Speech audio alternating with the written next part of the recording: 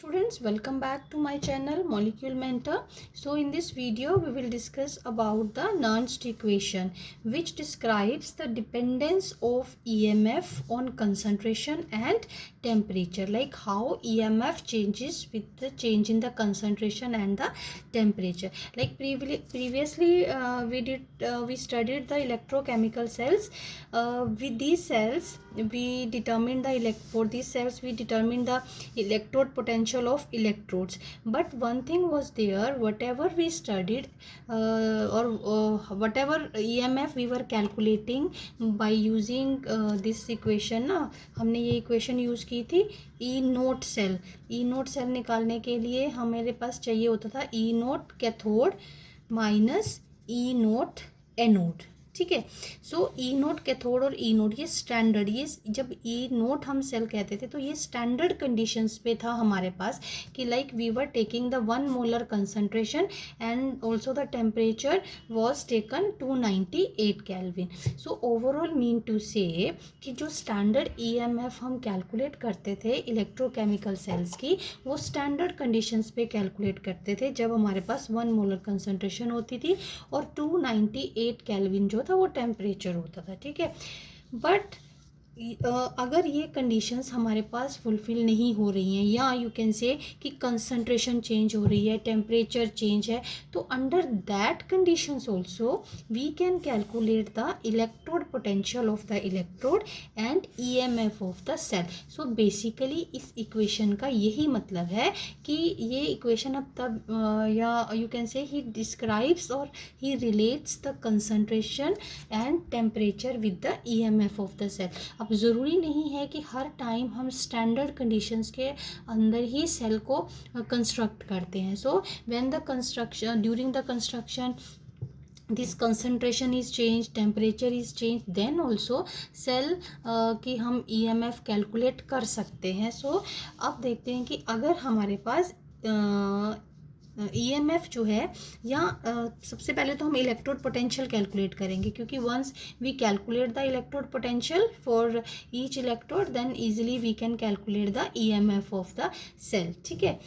So EMF of the cell that is determined with the help of the equation called Nernst equation. अब देखते हैं कि Nernst equation जो है वो हम कैसे बनाते हैं for this electrode. For example ये हमारे पास एक इलेक्ट्रोड की इक्वेशन है. ठीक है. अब हम इस इलेक्ट्रोड के लिए Nernst इक्वेशन लिखेंगे. फाइन. अब ऊपर होप कि ऊपर आपको समझ में आ गया होगा कि हम क्या टॉपिक कर रहे हैं.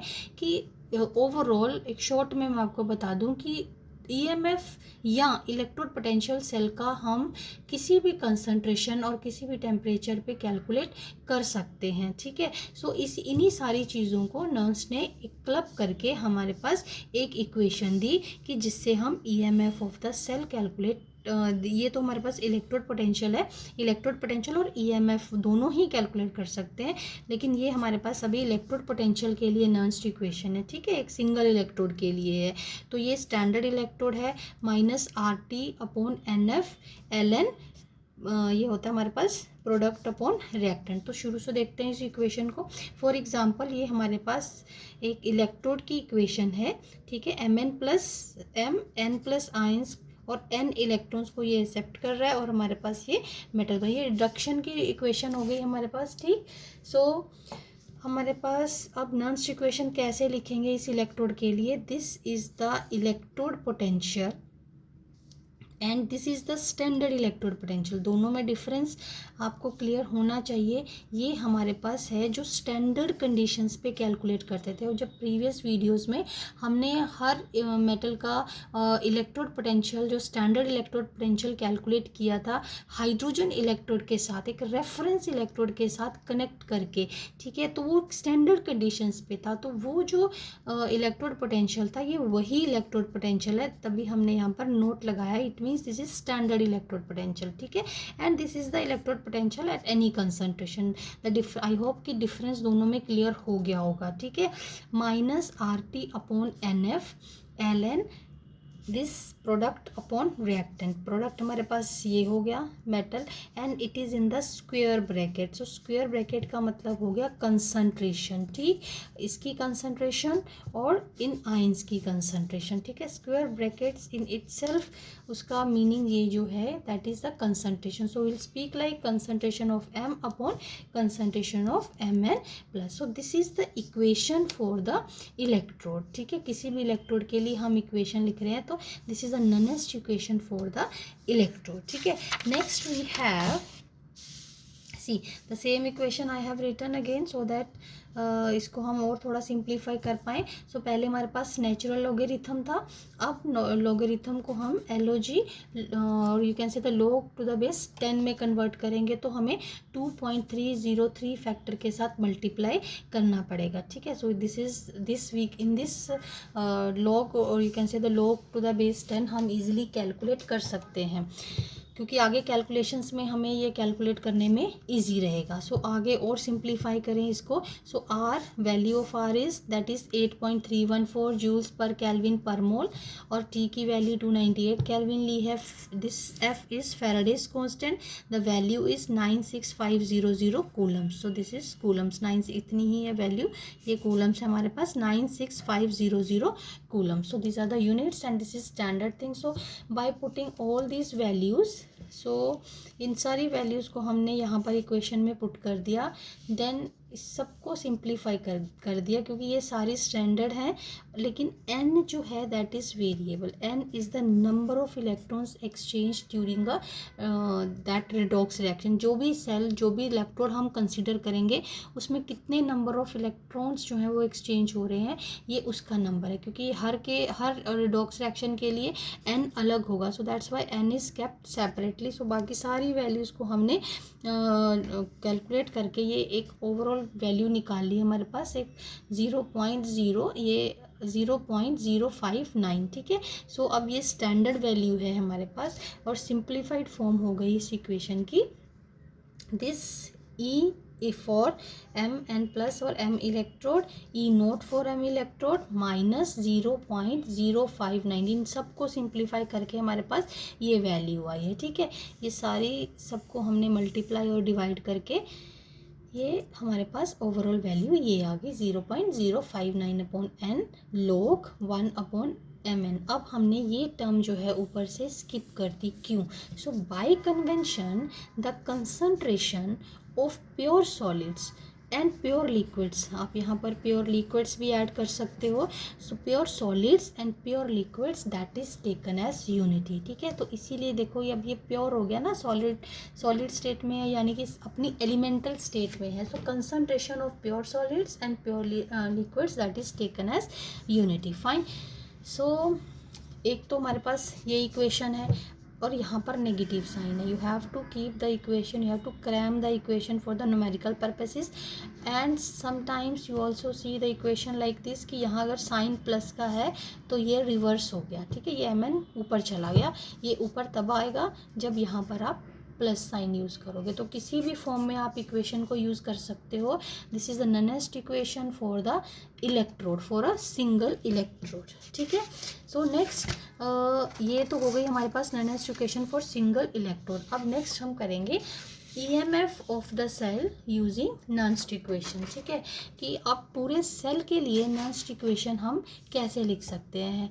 होप कि आपको इलेक्ट्रोड के लिए लिखना आ गया होगा नन्स्ट इक्वेशन को।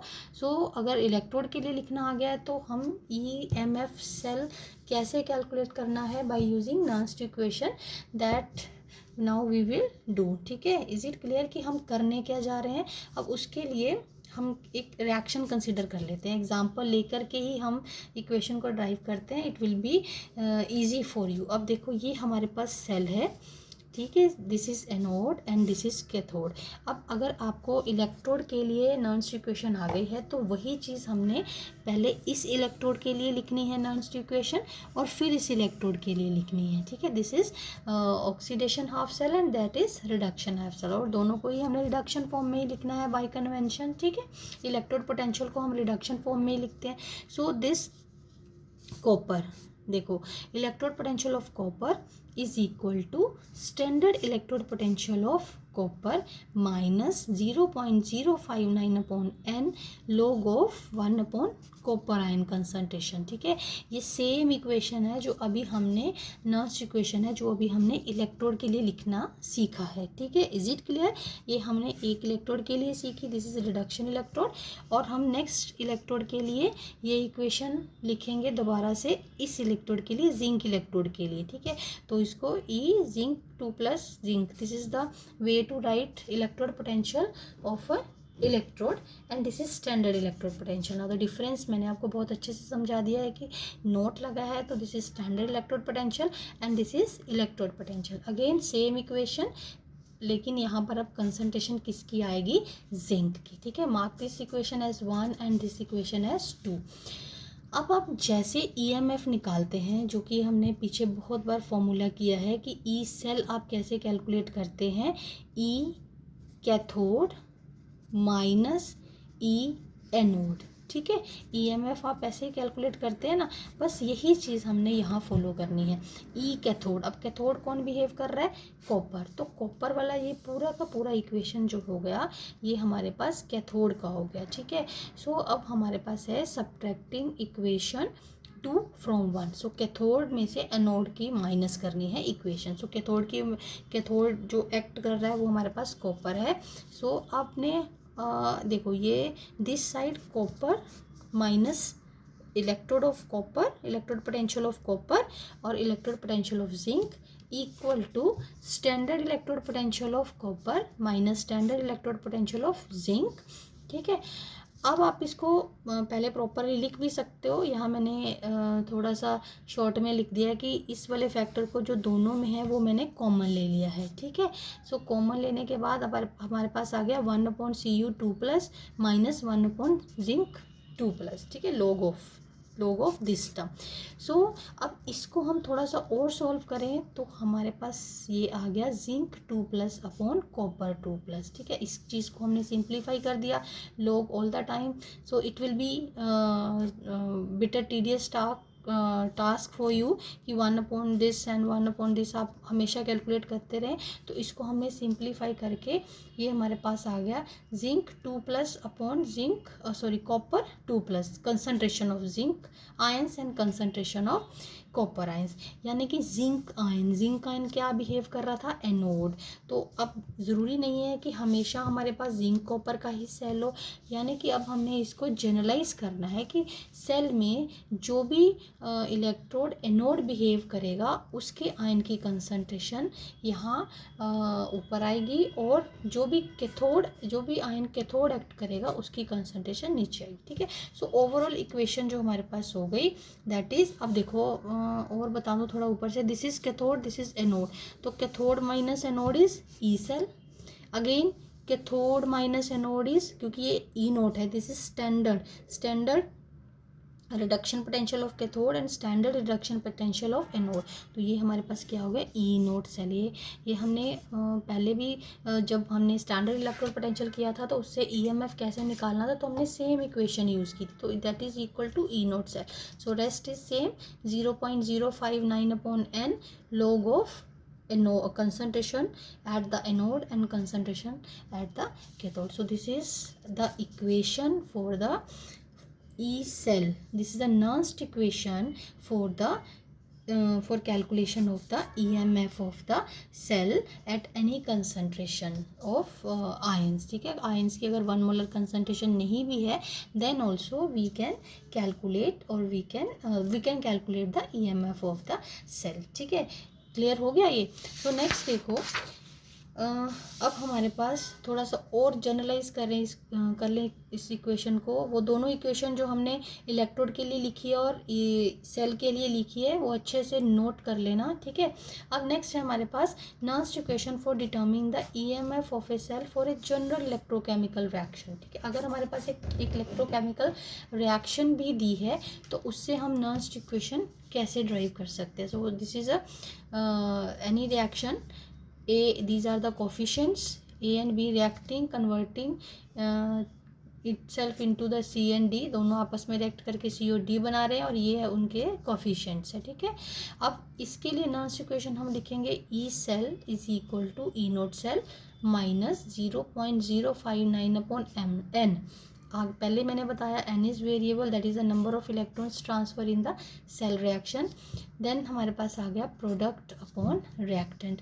अब इसमें ये चीज़ देखनी है concentration of C, concentration of D, all the product concentration हमने ले ली।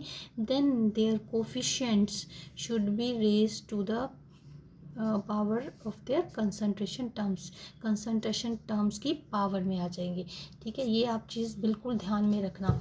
सो the coefficients they are raise to the power of the concentration terms, ठीक है। जितनी भी जब भी आप आयंस लोगे, अगर आप इक्वेशन को बैलेंस करते हो तो उसका जो भी कोफिशिएंट होगा उसकी पावर आप कंसंट्रेशन टर्म्स में लगाओगे, ठीक है। यहीं पर बहुत गड़बड़ करते हैं बच्चे, तो ये पावर को छोड़ना नहीं है। ये आगे भी मैं भी एग्जांपल्स बताऊंगी इसकी, ये तो जनरल इक्वेशन है जो इसके लिए मैंने आपको बताई, जस्ट टू शो कि we have to consider the powers also, और you can say consider the stoichiometric coefficients as the powers of the concentration terms. Is it clear? Then अगर हमने एक रिएक्शन लिख ली है, सपोज ये रिएक्शन है, इसमें whatever number of electrons they are exchanging, so that will be same for the both the electrodes, क्योंकि एक बार हमने बैलेंस कर लिया कि how many electrons they are being exchange in a particular reaction, so that number will remain for both the same, that number will remain same for both the electrodes. तो ये मैंने आपको हाईलाइट करके बता दिया है, ठीक है।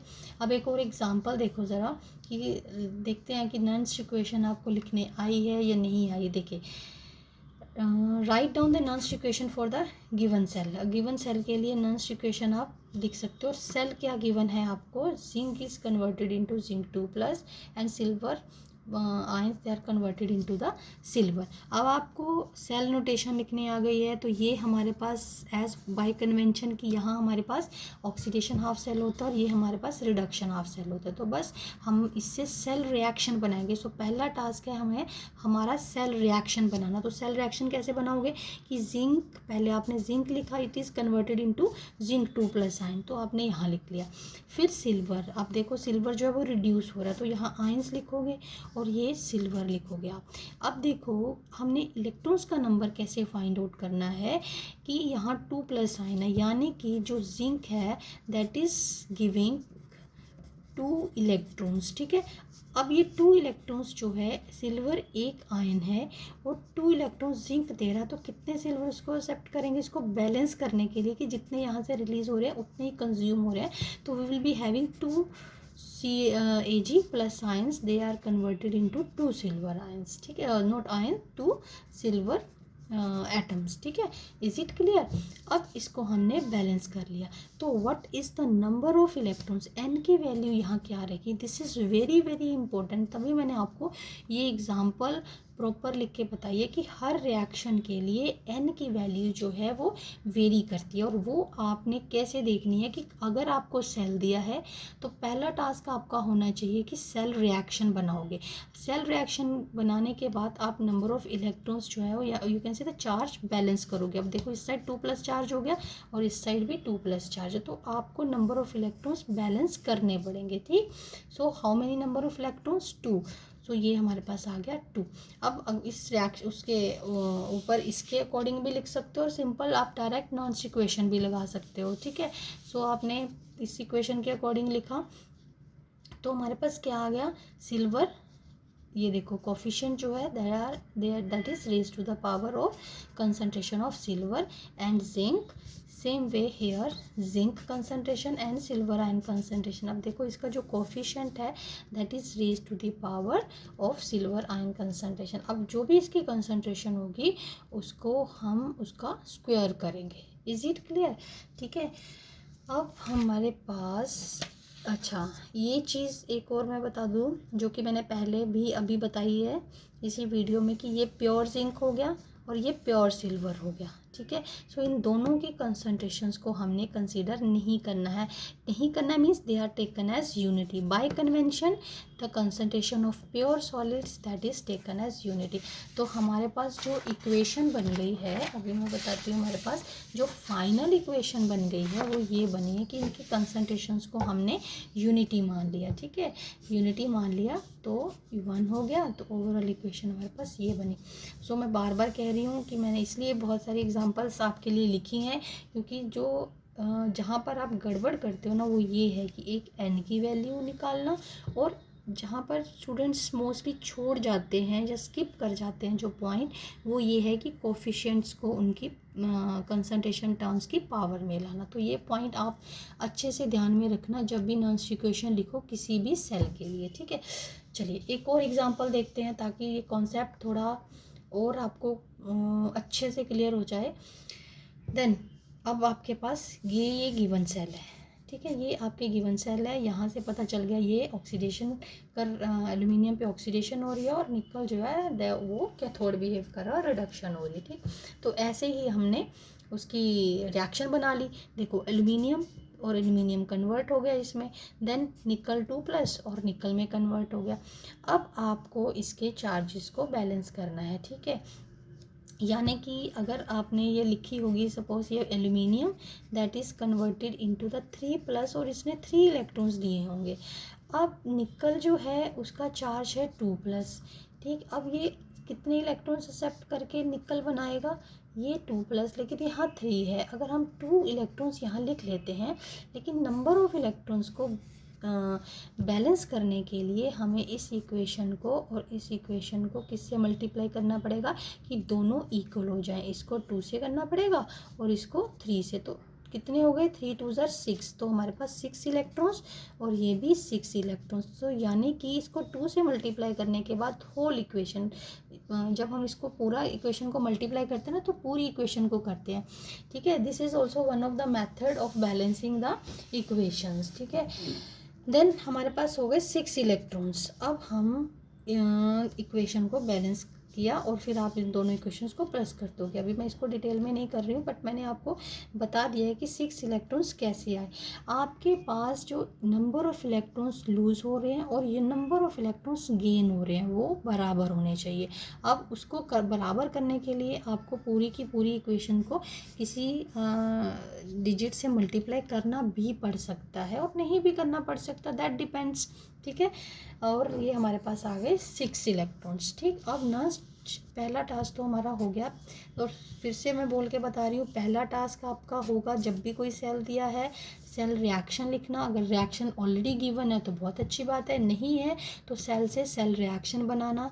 ठीक है, फिर उसके बाद नॉन इक्वेशन हम लिखेंगे। अब देखो n की वैल्यू 6 आ गई। ठीक, अब उसके बाद anode upon cathode, concentration of anode upon concentration of cathode. ठीक, अब देखो एल्यूमिनियम हमने लिखा, उसका कोफिशिएंट यहाँ लिखा, निकल लिखा, कोफिशिएंट यहाँ लिखा। So this is very very important. ठीक, कि how to make the non equation. ये तो सिर्फ अभी नॉन इक्वेशन मैंने लिखनी बताई है, क्योंकि अगर आपको ये न्यूमेरिकल हो, सपोज आपको ये कंसंट्रेशन गिवन है, ये इसकी कंसंट्रेशन गिवन है और आप ये कोफिशिएंट्स मिस कर देते हो, then obviously the answer will be wrong. ठीक है, सो इसीलिए मैं बार बार इस पर स्ट्रेस कर रही हूँ, एक ये दोनों चीज़ें और एक n की value. Clear? So here I have written so many examples. ये सारे सेल्स हैं, 5-6 एग्जाम्पल्स हैं। जैसे मैंने आपको ये 2 एग्जांपल्स में प्रॉपर डिटेल में नॉन इक्वेशन कैसे लिखनी है वो बताया। आप इन रिएक्शंस ये सेल्स जो गिवन है यहाँ पर, ठीक है, उनके लिए आप नॉन इक्वेशन लिख सकते हो। ठीक है, आप इसको लिखना और ट्राई करना। उम्मीद है कि आपको आ गया होगा, अच्छे से समझ आ गया होगा। फिर भी आप इन इक्वेशन से आपकी प्रैक्टिस हो जाएगी, तो आप इन इक्वेशंस को ज़रूर ट्राई करना। You have to write the non equation for these cells. Is it clear? You have to write the non equation for these cells. ठीक, अब आपको नॉन इक्वेशन जब लिखनी आ ही गई है तो 1-2 न्यूमेरिकल्स भी देख लेते हैं कि आपको थोड़ी सी प्रैक्टिकली उसको कैसे अप्लाई करना है इक्वेशन को। Now your statement is write the Nernst equation and calculate the EMF of the following cell. Cell is given as I told you. अब देखो सेल्स में आयंस की कंसंट्रेशन यहाँ ब्रैकेट में ही लिखी होती है मोस्ट ऑफ द टाइम, और ठीक है, और हमारे पास गिवन क्या है, ई नोट और standard electrode potential of copper, standard electrode potential of silver. ठीक है, आप जैसे मैंने आपको पहले इंस्ट्रक्ट किया है, सेल गिवन है तो इक्वेशन बनाइए। आपने एक पहला टास्क आपने पूरा कर लिया, इक्वेशन बना ली, और नंबर ऑफ इलेक्ट्रॉन्स, तो very very important, how many number of electrons they are being exchange, that is n is equal to 2। ठीक है, अब आपने फिर दूसरा टास्क है कि नर्स्ट इक्वेशन में हमें ई नोट सेल भी निकालना पड़ता है। तो अगर हमारे पास इलेक्ट्रोड पोटेंशियल दोनों इलेक्ट्रोड्स के गिवन है तो ई नोट सेल हम कैलकुलेट कर सकते हैं। अब एक चीज़ और, एक तो आप यहाँ से जजमेंट कर सकते हो, ऑक्सीडेशन हाफ सेल है और ये रिडक्शन हाफ सेल है। दूसरा ये है कि रिडक्शन हाफ सेल जो है उसकी ये वैल्यू, इलेक्ट्रोड पोटेंशियल की वैल्यू हमेशा ज़्यादा होगी ऑक्सीडेशन हाफ सेल से। Is it clear? So E naught cathode minus E naught anode हमने लगाया। सो सिल्वर की क्या वैल्यू दी है, E naught value that is 0.80 minus 0.34, और ये हमारे पास आ गया 0.46 वोल्ट। ई नोट सेल निकाल लिया, लेकिन हमें ई नोट सेल क्योंकि कंसंट्रेशंस डिफरेंट है तो हमें निकालना है ई सेल। सो अब बाय अप्लाइंग नर्स्ट इक्वेशन, अब आपको बहुत अच्छे से आ गया है, तो मैंने डायरेक्टली यहाँ लिख दिया है concentration at the anode and concentration of the cathode, यानी कि आयंस एट द कैथोड। लेकिन आपको अगर आप एग्ज़ाम्स में करते हो, किसी भी टेस्ट में करते हो, तो you have to write the Nernst equation first, do write the Nernst equation first and then put the values. ठीक है, अब आप यहाँ भी जैसे कॉपर और सिल्वर मैंने डायरेक्ट लिख दिया, तो पहले आप लिख के बता सकते हो, जैसे मैंने पहले बताया आपको, concentration of anode upon concentration of cathode, then you put this values. ठीक, सी अब concentration of copper and concentration of silver, again I have taken this coefficient. देखो इस इक्वेशन में जो हमने इक्वेशन बनाई, 2 कोफिशिएंट है ना सिल्वर आयंस का, तो ये 2 कोफिशिएंट हमने यहाँ पे लगा दिया। फाइन, नाउ कंसंट्रेशन, अब देखो यहाँ पर कॉपर की कंसंट्रेशन क्या गिवन है, 0.130, और सिल्वर की क्या है गिवन, 1 × 10⁻⁻⁴ मोलर्स। ठीक है, तो ये दोनों कंसंट्रेशंस को हमने यहाँ पर पुट कर दिया। ठीक है, बाय सोल्विंग ऑल दिस, इसको पहले सोल्व कर लिया, तो ये हमारे पास आ गया log ऑफ 130 × 10⁻⁷। और इस पूरे की पूरी टर्म की पहले हमने log निकाला प्रॉपरली इसका, देन इसको इसके साथ मल्टीप्लाई किया, इस वैल्यू को सॉल्व किया, तो पूरा सॉल्व करने के बाद हमारे पास आ गया 0.21। तो इसका जो ई सेल है ये हमने ऑलरेडी कैलकुलेट कर लिया था, तो ये हमारे पास आ गया 0.25 वोल्ट। अब इसमें एक चीज़ जो आपको प्रॉब्लम कर रही होगी वो ये है कि how to solve the log. ठीक है, क्योंकि अब इस पूरे चैप्टर में नर्स्ट इक्वेशन में लॉग है ही है, तो जब भी न्यूमेरिकल आएगा तो आपको लॉग जो है वो कैलकुलेट करना पड़ेगा ही। सो मैं आपको log, how to calculate log की वैल्यूज़ कैसे रीड करनी है, मैं आपको सेपरेट वीडियो में ज़रूर बताऊँगी। ठीक है, सो फ़िलहाल तो मैं अभी लॉग की वैल्यू और इसको पूरी टर्म को डायरेक्टली सॉल्व कर रही हूँ, बट मैं सेपरेट वीडियो में कि लॉग कैसे सॉल्व करना है वो आपको मैं ज़रूर बताऊँगी। Let this chapter end then after that I will tell you how to read the log table and how to calculate the log values। ठीक है, सो एक और न्यूमेरिकल है हमारे पास। ये न्यूमेरिकल जो अभी हमने किया उसमें आपको ई सेल निकालना था। सो इसमें आपको ये तो ज़्यादा सिंपल हो गया न्यूमेरिकल, कि इसमें आपको क्या निकालना है, इलेक्ट्रोड पोटेंशियल ऑफ सिल्वर निकालना है। ठीक है, स्टेटमेंट है calculate the electrode potential of a silver electrode dipped in 0.1 molar solution of silver nitrate, यानी कि कंसंट्रेशन क्या हो गई 0.1 मोलर। ठीक, at 298 kelvin assuming that silver nitrate to be completely dissociated, यानी कि जितना हमने लिया था सिल्वर 0.1 मोलर उतना ही सिल्वर की कंसंट्रेशन सॉल्यूशन में है, because it is completely dissociated.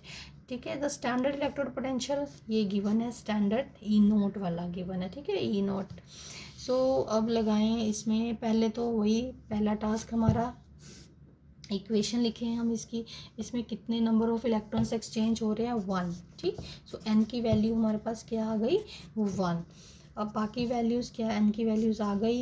E not की standard reduction potential of silver is given, that is 0.80 volt, और कंसंट्रेशन हमारे पास है 0.1 मोलर। सो बस आप नॉन्स इक्वेशन लिखिए, इस सारी वैल्यूज़ को पुट करिए, ठीक है, तो हमारे पास आ जाएगा 0.741 volt, that is the electrode potential of silver. So पहले न्यूमेरिकल में हमने ई सेल कैलकुलेट किया, लेकिन इसमें हम सिर्फ इलेक्ट्रोड पोटेंशियल कैलकुलेट कर रहे हैं।